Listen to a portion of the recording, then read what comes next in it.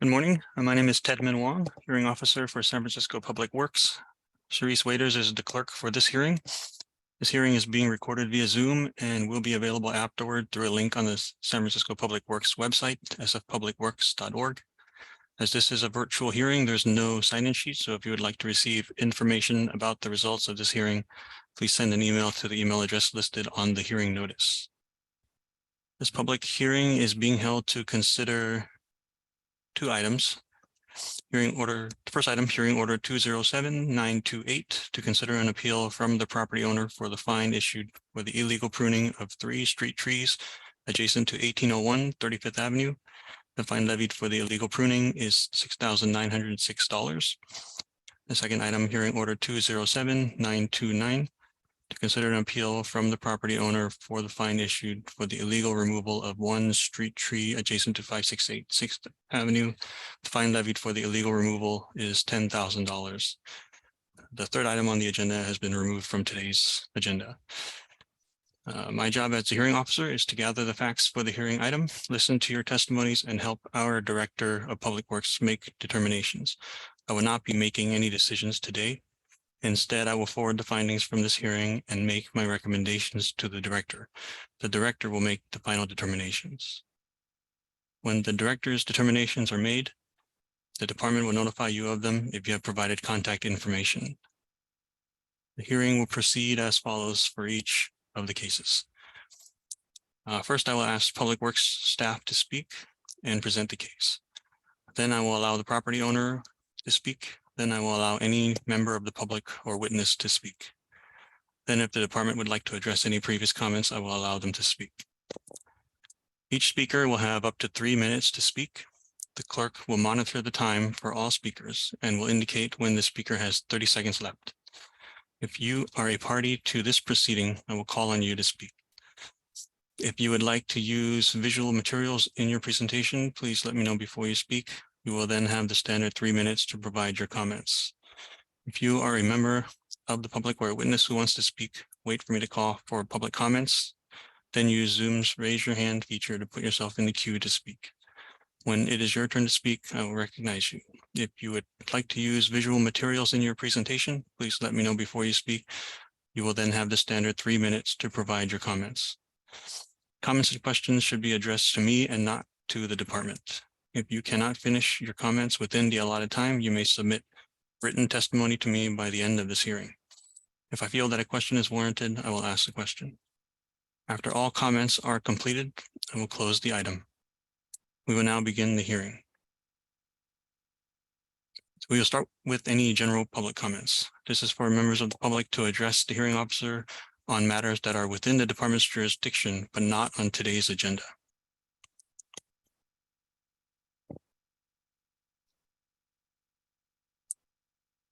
Do we have any general public comments today?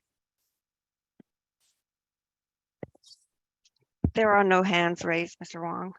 If there are no comments for this item, I will now close this item. We will now move on to hearing order number 207928 to consider an appeal from the property owner for the fine issued for the illegal pruning of 3 street trees adjacent to 1801 35th Avenue. The fine levied for the illegal pruning is $6,906. $6,906. May I have Public Works make its presentation? Good morning. My name is Susan Alberry, and I'll be representing Public Works today. We have a little introductory presentation so that the basis for the fines is understood. So we have tree ordinance, and it establishes authorization and standards for addressing a wide range of issues regarding trees.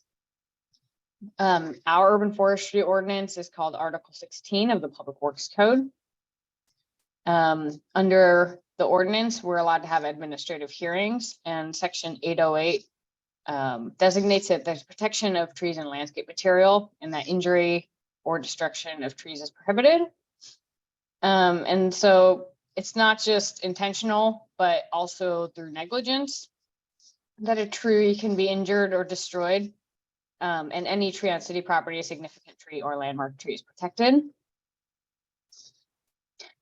In addition to the penalties set forth in the subsections of A and B in Article 16, ever since February 2022, we changed the ordinance, and now any illegal removal of a protected tree is a minimum fine of $10,000 or the tree's replacement value, but whichever is greater. And so we have one case for that.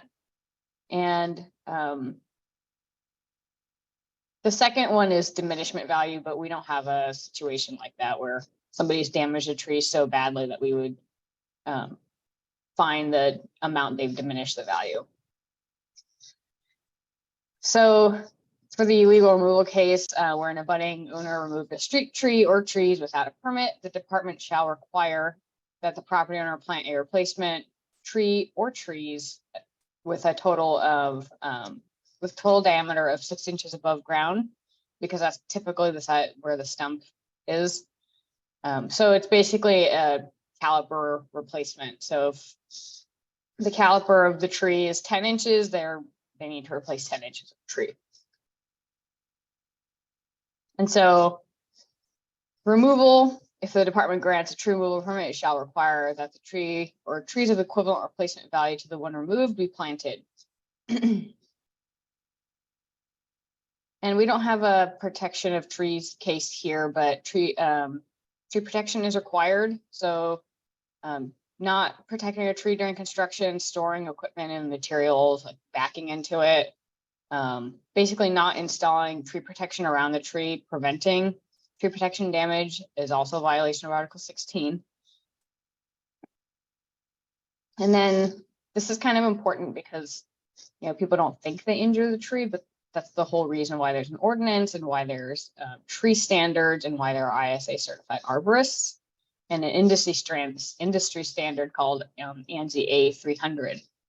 And an injury shall mean an act which harms or damages the tree, including but not limited to impact, cutting, carving.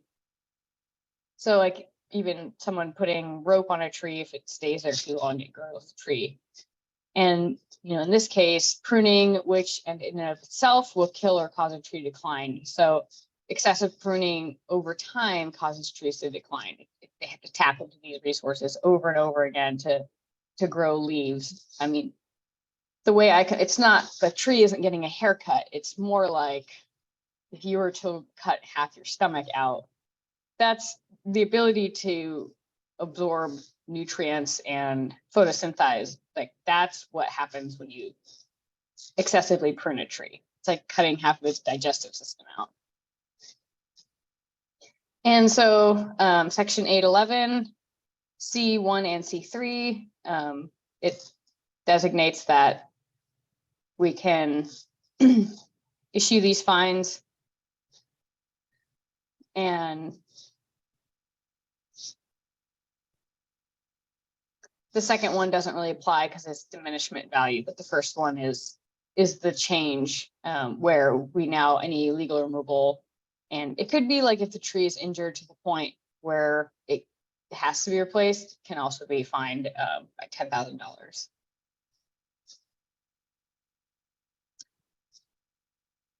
So it is illegal to injure a tree. Excessive pruning is something that injures a tree, even if people don't realize it. And unfortunately, it's the property owner's responsibility to understand the codes and the laws. They are street trees. They're in the sidewalks of the public assets. You probably wouldn't go cut down or attempt to cut down a PUC light pole or try to change its light bulb. So you shouldn't try to prune a street tree without permission. And I understand it's confusing because they used to say that, like many cities, actually, the city used to say that the property owners were responsible. But ever since 2017, the property owners have not been responsible. So this is just some more guidelines. If you don't cut back to a branch that's less than 1/3 or 1/2 the size of the main branch, and we'll see examples of that. You can't remove more than 25% of the canopy per year, and there's some flexibility there, but based on structural pruning, but that's why you hire an arborist, because they are knowledgeable about the nuances. So more information about not topping a tree. So like this is an example of a top ficus, and it is sprouting back. But you know, eventually, so those are called like epicormic or water sprouts, and so that's what the tree does in stress. It's not like normal growth. Those are buds that are in the trunk that have to wake up when it's been excessively pruned. There are hormones that get triggered when the tree loses all its leaves. And a lot of times they die. And so that's why, you know, when we see that, it's not good. Sometimes those water sprouts can establish into new branches, but a lot of times we see them die off like this. And then this is a tree with like a structural issue where it's that tangled mess. You can see that's where it was topped before, and it just sprouted a bunch of new growth, and then it was left that way. Nobody ever restructured it. So that causes limbs to drop. So excessively pruning your trees causes more failures. And then it causes decay.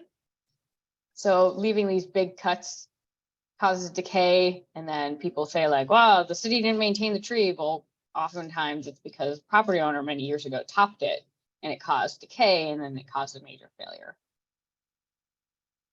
And so the tree on the left, those are like the London plane trees that you see around Civic Center. That's a special type of tree. It was pollarded at the nursery. The tree on the right, that's a top tree. They're not the same. And a lot of people fret about power lines. And I used to inspect trees for power lines, so I'm pretty well versed in this, but like they're the very top crossbar where it says high voltage and it's yellow. That's where trees can't conflict with power lines, and PG&E is fully responsible for that. Anything else is kind of just gravy, really. You don't really need to prune for the secondary distribution lines or the service wire. The reason is because they're not as high voltage and they're insulated, so trees just can't strain them. And even if they're straining with PG&E, they're required to prune for straining, not the city. The only wire we're really required to prune for is a service wire.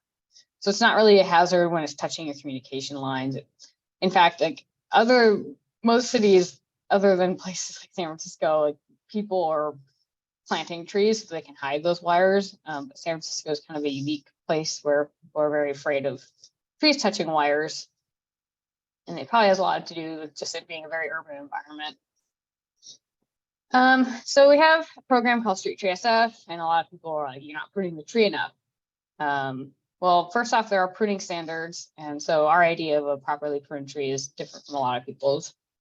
And we prune trees based on priority. So the center of the city has a lot of large stature trees that have more clearance issues and structural issues, and they need to be addressed sooner. And so we inventoried all the trees, and we have a rating system. So we're about 2/3 of the way done. And you can see that the Sunset with low tree canopy, they're kind of last because they have fewer trees. And so you'll see people around the city, but you know, it's actually more than 64,000 trees because that's a little older. But yeah. So we have done some outreach, but primarily it's like most people, it's on the news, like, you know, SF Gate posted when the state took over tree maintenance. So we can get on to the first case, and it's order 207928, 1801 35th Avenue, and it's an appeal from the property owner for the fine issued for the illegal pruning of 3 street trees adjacent to 1801 35th. The fine is $69.06. So our standard fine is $2,302 and times 3. So it was the minimum fine. So these are a few photos over the years. So the first 2 on the left, you know, that was before we ever even sent a warning letter. It's like 2019, 2020, and then the trees on the right, that's the photo on the right, that's after the warning letter. So the trees recovered after the warning letter. So I mean, that's why we send a warning letter. We look and say, did they remove scaffold branches? No, they didn't. The tree will come back. So we sent the warning letter in hopes that they won't excessively prune the tree again. And then those arrows are pointing to like branches, large branches that are still intact. So we did send a warning letter, and that has our contact and it has our ordinance. And then our urban forester drove by and he saw that the trees had been excessively pruned. And he pointed out to staff and said that the fine should be issued. So all three trees had almost 90% of the canopy removed. And you can see that they've left like large stub cuts. The limbs left are not 1/2 or 1/3 the main. So that's another issue here. It's far less than that. So it can't really take over the leader role. And then the cuts are very poor. At the very top, you can see that the limb was kind of torn because the person who's pruning isn't practiced at proper pruning techniques. You have to do 3 cuts. One's an undercut, and if you don't do that undercut, it causes the bark to tear out. Which is why we don't hire gardeners to prune trees, because they're not arborists. Keep them on the ground, not in the trees.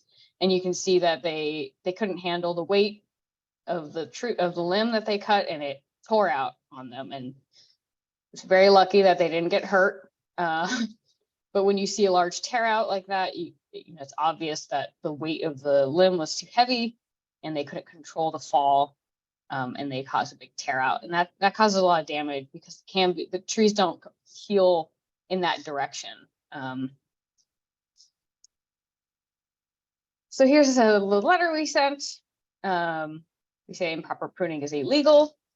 And then the picture is the way the trees were pruned in 2021. So it's a lot, but they didn't remove a bunch of like scaffold limbs. So compared to like 2022 to 2021, which is why we thought it was a warning letter. And then, we were kind of surprised to see that despite the warning letter, they went ahead and pruned the trees again. So that concludes our presentation for 1801 35th and the basis for why we issue these fines. Thank you, Susan. Now may I have the property owner or appellant make their presentation?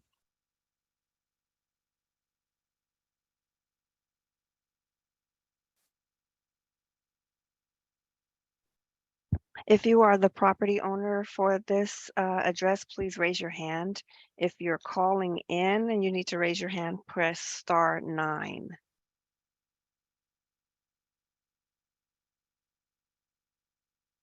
Okay, go ahead. You can speak, state your name, and then you will have 3 minutes to speak.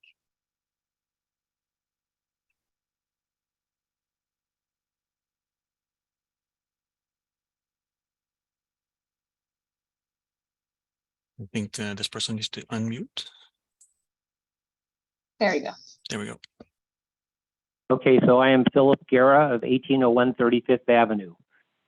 Let me begin by stating that I am all for trees in the city. I believe that they beautify the urban jungle and they are good for the environment. The problems I have had with the trees in question have been many. The New Zealand Christmas trees are a very large tree. Many in my Sunset neighborhood exceed 25 feet tall and are very wide. Many, like the 3 on my property, grow into and through the electrical and other overhead wires. I personally view this as a potential hazard to persons and property. The 3 the Noriega side of my house, when in full bloom, put the north-facing side of my house into shade 24/7. No natural light can get through the mass of leaves. Throughout the year, the trees shed a tremendous amount of leaves and red flowers. The nuisance factor is continually having to sweep leaves off the sidewalk. When they shed in rain or wet weather periods, the shedding can make for a slippery sidewalk, thus making a property owner like myself liable in the event of a slip and fall accident. Property owners are also responsible for the damage done to sidewalks by the very large and wandering root systems of these trees. I myself have been cited twice by the DPW to repair the sidewalks on the Noriega side of my house due to the damage done by the root systems of the trees pushing up the sidewalk cement. Repairs to the sidewalk have come at a great financial expense. Yes, I did have the trees trimmed. I used a landscape gardener who had in the past worked for the city of San Francisco in Golden Gate Park.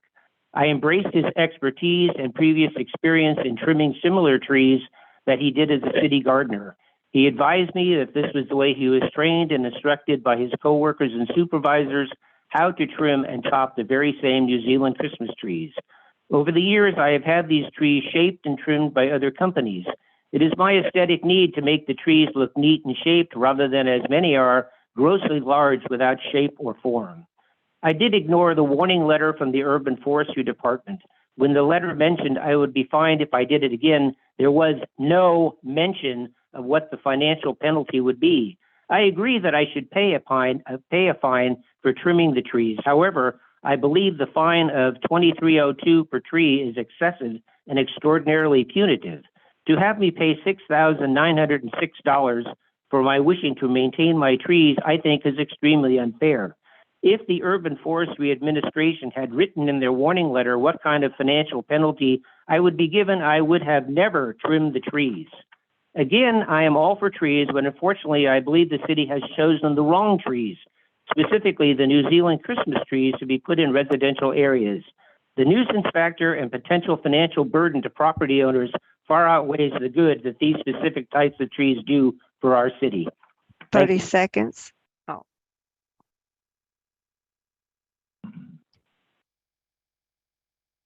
Thank you.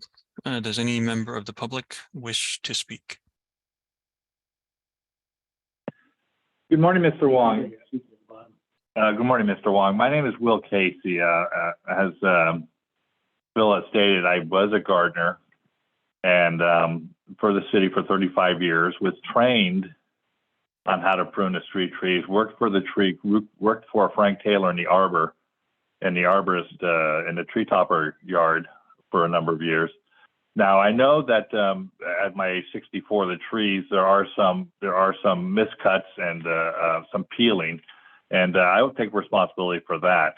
But if you were to go to many of my parks that I worked for in the 25 years with Metrosideros trees, you will notice that when I arrive at a park and a tree has gotten to the point where it is overgrown and it is not right for that particular area, that's how we were taught how to prune them. It is a severe cut, but if you go to my parks in the Potrero district in South Sunset, you will see these trees that have grown back and they are not endangered. They're not in bad shape, but they are actually easier to prune now. They're in better shape now, and that's just how we were taught to do it. Now, I will take responsibility for the regulations as they're stated now, but in the past, those people are unaware of the regulations. Now, there are tree toppers who I worked on many side jobs with from DPW and Park and Rec, and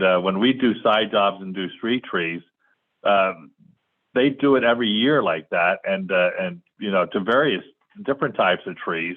So I'm under the impression here, I'm a ground man for tree toppers who work for this city, and that's how they cut the trees. I'm sure they do a little better job and don't screw up a couple of the cuts by not undercutting them and stuff like that. But these trees, that's how these guys did the trees, and these are the city's tree toppers.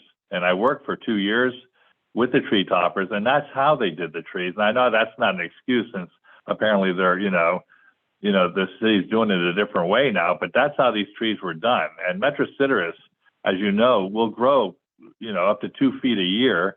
And in this particular case, these trees, the trunk of these trees is 7 feet from Phil's foundation.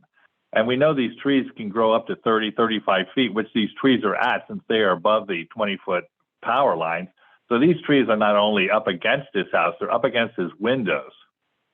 And to say that, and when he called in to see if the trees can be taken care of, he called in to have these trees taken care of, and they said they wouldn't be able to get to them.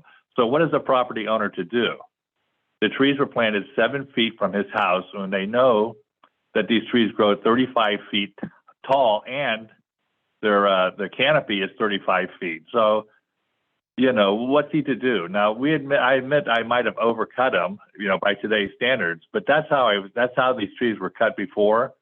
And that's, you know, that's just the way the situation is. The trees are the wrong trees. And now you're going to penalize, you know, That's your Phil time. and myself for trees that shouldn't be there. All right. Thank you. Thank you, Mr. Wong. I appreciate you listening. Yep, thank you. Is there anybody else from the public That's who all wishes to from this. speak?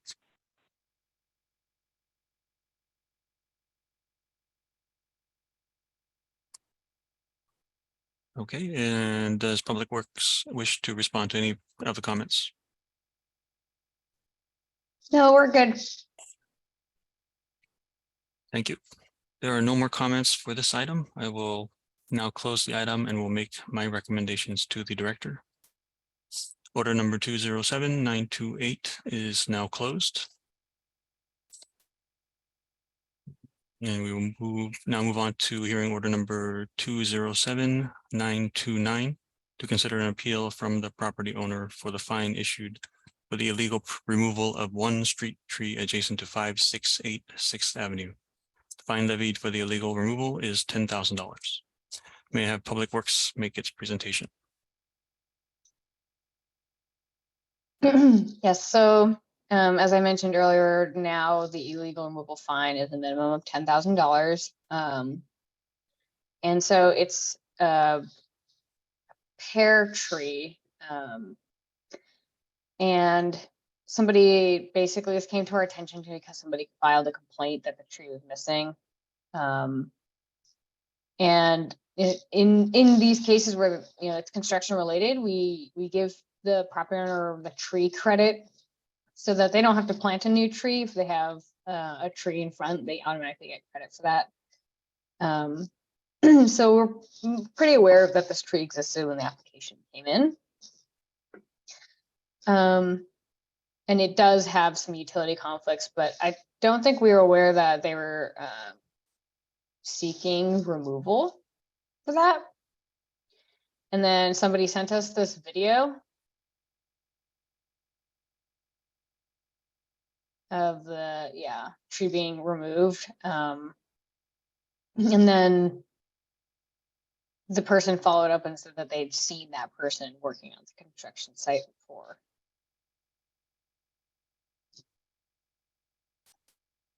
And it's kind of unfortunate because I found only one service request for this area. We usually check before we issue a fine to see if the tree fell, and the only service request was tree on the ground. You know, probably filed by this person that's riding their bike by. Thankfully, they didn't ride their bike by a few seconds earlier. And SF Fire actually responds to a lot of our requests. Because they're an emergency service, and you know, it's just to me unfortunate that we have first responders spending their time cleaning up tree debris when it's clearly an illegal removal, not an accident.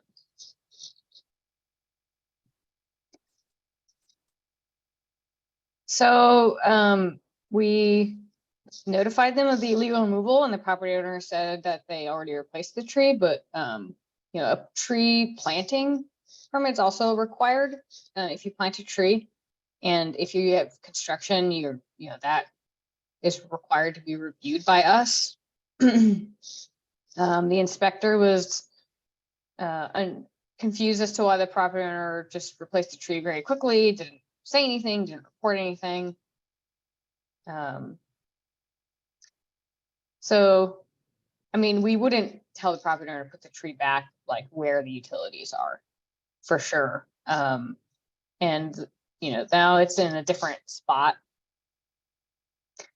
But that doesn't really like justify the illegal removal. So basically what we know is the video and complaint submitted to DBI shows someone cutting down the tree. Somebody called 311 to have the city clear the tree. The fire department cleared up the tree. Property owner then claimed the tree fell. Property owner replaced the tree without a permit. property owner and contractor had a BSM street use permit for a side sewer repair during the dates of the illegal removal. And I mean, those are brand new utilities here. So it kind of seems like they didn't really want to wait for the tree removal process. I'm not sure. Because that would have taken 30 days. And I know that the PUC will just say like the sprinkler needs to go here. But you know, we need to be notified of that. We can't just have people illegally removing trees without permits. We have a code for that reason. And this is we used the map viewer, and we found that there's a street use permit here for the dates of the illegal removal. And again, like requirements for illegal removal, where an abutting property owner remove a street tree or trees without obtaining a permit, the department shall require that the property owner plant a replacement street tree or trees with a total diameter of 6 inches above ground that is equal to or greater than the total diameter of the street tree or trees that were removed without a permit. So the tree, about 10 inches in diameter. Above grade, it was probably bigger than that, but since we have the diameter, we're going a little smaller. So in addition to any administrative fine, the owner is required to plant a replacement tree with a total diameter of 2 inches. That's the standard replacement. And then a removed tree was appraised to be equivalent to the standard in lieu fee. At this point, the property owner has already submitted a retroactive removal permit. So that portion of the penalty is satisfied. And that concludes the illegal removal case here. Okay, thank you. May I have the property owner or appellant make their presentation?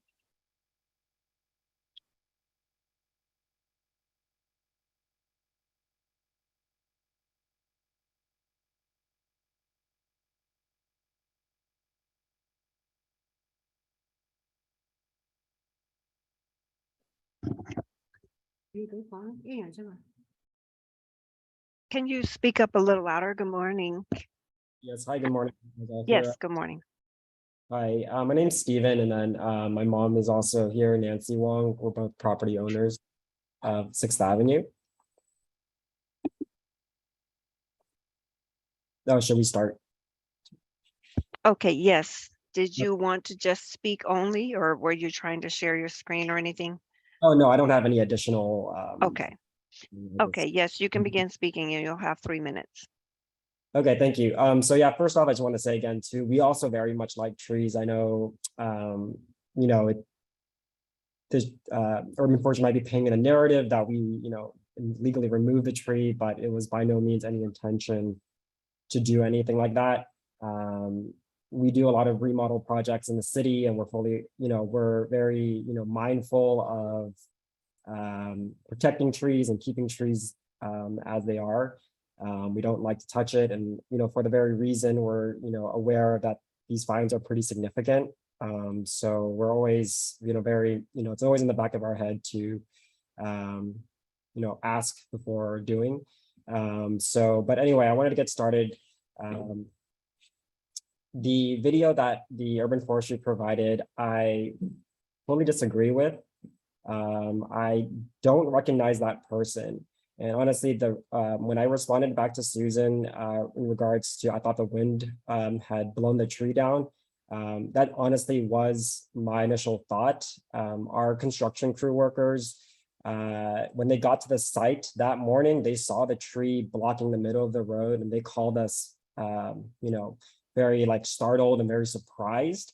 They weren't sure what happened, and neither were we. Because we did not hire a landscape company, we did not hire an arborist, we did not hire a subcontractor to remove any tree. It's just that morning when our construction crew arrived, they saw the tree on the ground. But that person in the video, I can say 100% is not an employee of us or hired by us. You know, if you look in the video again, all the plywood entering our job site is still closed. And unless there's any other evidence, that person doesn't work for us. That person didn't even look like a contractor, to be honest. So I'm thinking it's now a stranger now. So to be honest, I don't know the 100% the reason, but obviously that video shows a person doing it. I think it's a trespasser. I think it's somebody just trying to cause trouble, and now we're having to pay pay for it. It's really unfair, very punitive, the fine. And I know that although the fact that it did happen already, and there might be some fine assessed to us, 10,000 is very, very punitive and very excessive and a financial hardship. Did you have anything else? Did you have anything else to say? So you want me to talk? We also 30 have seconds. our contractors that work on the remodel, not anything related to the tree, but they don't speak any English. I don't know if that is their translator, or can they present as well? We don't have a translator available right now. We would have had to have been notified ahead of time. May I talk? Yeah, you can talk. Okay. my name Yes, is Nancy she can Wong. have 3 minutes. Were you finished, Mr. Wong? You had 7 seconds left. Okay, yeah, That's we'll let fine. Nancy talk. I continue, okay? So actually. I'm uh, saying you get 3 minutes per person. Did Oh, you want to? give you 3 minutes? Yes. That's great. Thank you very much for giving me the offer. Actually, I can guarantee, 100% guarantee we didn't touch the tree, okay? And from the video, we can see that was, made me remember was like 10 years ago, I owned another building. Address is 462 2nd Avenue. In the midnight, I don't know who did. Almost a half a tree is gone. I don't know what he did. Looks like the person, I don't know the person. I really don't know. We don't have any reason to lie, okay? We didn't do it, we didn't do it. So I have 3 witnesses here, they are contractor. But only problem is they don't speak English. But you can record in Chinese, because I believe for San Francisco have a lot of, people speak Chinese, we can translate it. So they can, they tell me in the morning, they call me, they say, oh, the tree is down. That time we was thinking about that's wind, and the broken tree. So from video, it doesn't look like. So anyhow, the bottom line is because I don't want to talk too much time. We didn't touch the tree. Penalty 10,000 to us. I just cannot take it. And if we did my age, I no reason to lie. When a contract call me, I only care about, I say, okay, so we have to use the yellow tape for the, for the safety issues, because it's this avenue, a lot of people walking, okay? And honestly, I don't know how to tell you, we didn't do it, okay? So hopefully, and I wish be fair. If we did, I don't have any question. If we made a mistake, we made a mistake, but we didn't. Thank you very much. And talking about also you say that talking about the spots right now is in the other side. Seems like the tree is already gone. So for the utility, the issues, that's yes, we move to the other side, because over there right now we have a new water meter. And anything else? It's okay, right? So do you think they speak Chinese? The witness can talk or not? Hello? We Oh, usually we would- need advanced notice if there's a translator required, but would the hearing officer accept like a written For what? testimony and that we could translate? Yeah, if they can provide that relatively quickly. So witness, right? No, David.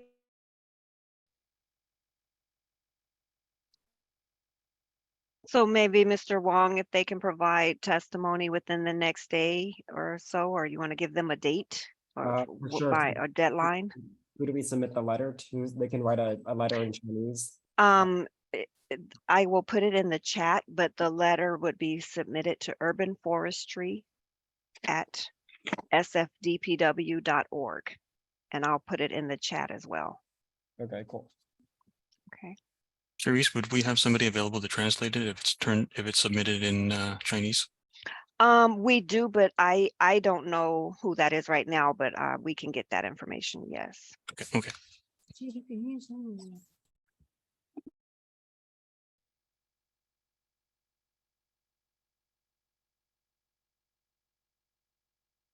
Well, I believe Ms. Wong was finished with her statement. She had 35 seconds left. I'm not sure.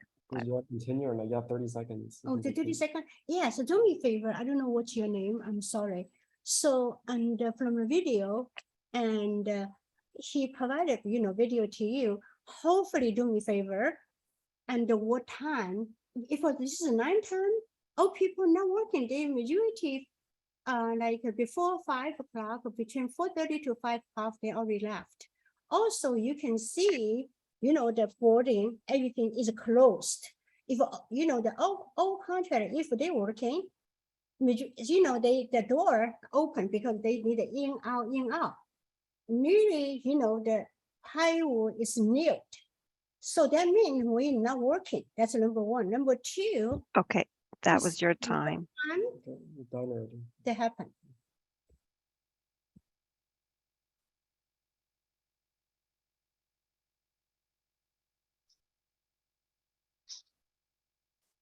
Okay, thank you. So you will be turning in a written testimony by the end of the day tomorrow, Yes, and that would be acceptable. I would consider that. thank you. Thank you. Is there any member of the public who wishes to speak on this item?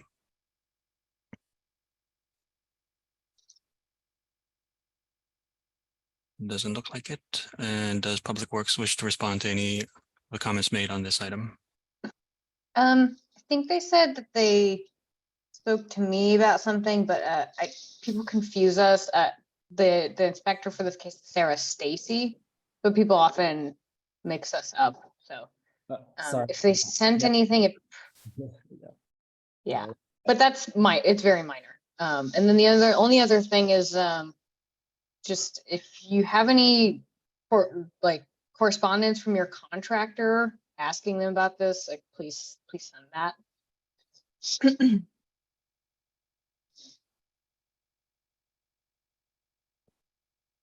That's all.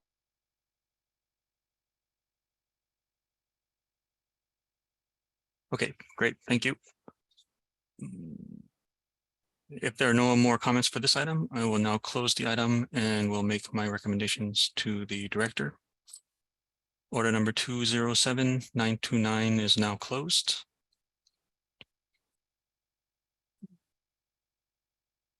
We have reached the end of today's agenda. Again, the third item that was previously listed on the agenda has been postponed and removed from today's agenda. At this time, are there any additional public comments on any of the items from today's agenda? If you have spoken already, you will not be allowed to speak again. This is mainly for those who might have come late or who didn't have a chance to speak.